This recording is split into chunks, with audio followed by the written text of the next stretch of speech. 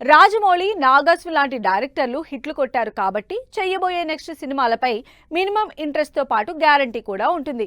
కానీ ఈ డైరెక్టర్లు అలా కాదు, ఫ్లాపుల్లో ఉన్నారు. మరి ఈ డైరెక్టర్లకి అసలు సినిమా ఛాన్స్ ఇచ్చే హీరో ఎవరు? వీళ్ళు చేయబోయే నెక్స్ట్ సినిమాలేంటి?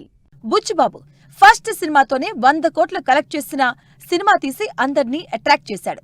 అదే కాన్ఫిడెన్స్ తో బుచ్చిబాబుకి పెద్ద సినిమా ఆఫర్ ఇచ్చారు రామ్ చరణ్. రామ్ చరణ్ లాంటి స్టార్ హీరో దొరికారు. 400 కోట్ల బడ్జెట్ ఉంది, ఫుల్ సపోర్ట్ ఉంది. వీటన్నిటితో తీసిన పెద్ద సినిమా మాత్రం అందరి చేత హిట్ టాక్ సంపాదించుకోలేకపోయింది. సినిమాతో రామ్ చరణ్ నెక్స్ట్ లెవెల్ కి వెళ్లిన బుచ్చిబాబు మాత్రం హిట్ డైరెక్టర్ గా పిలుపుంచుకోలేకపోయారు. పెద్ద సినిమా 400 కోట్లకు పైగా కలెక్ట్ చేసింది. ఈ క్రెడిట్ అంతా హోల్ అండ్ సోలోగా రామ్ చరణ్ కే ఇస్తున్నారు జనాలు. వన్ మ్యాన్ షోగా పెద్ద నిలిచిందని యునానిమస్ గా టాక్. దాంతో బుచ్చిబాబు టేకింగ్ మీద రకరకాల డౌట్స్ లో ఉన్నారు జనాలు.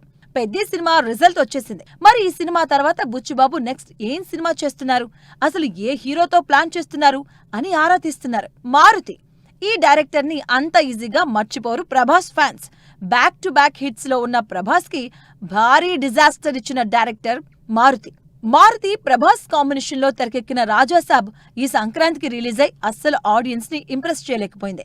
ఫ్యాంటసీ హర్రర్ కామెడీ ఎంటర్టైనర్ గా వచ్చిన ఈ సినిమా ఏ యాంగిల్లోనూ ఆకట్టుకోలేక ఫ్లాప్ గా నిలిచింది. రాజాసాబ్ తర్వాత ప్రభాస్ ఫ్యాన్స్ ఏకంగా మారుతి ఇంటికెళ్లి మరీ ఆందోళన చేశారు.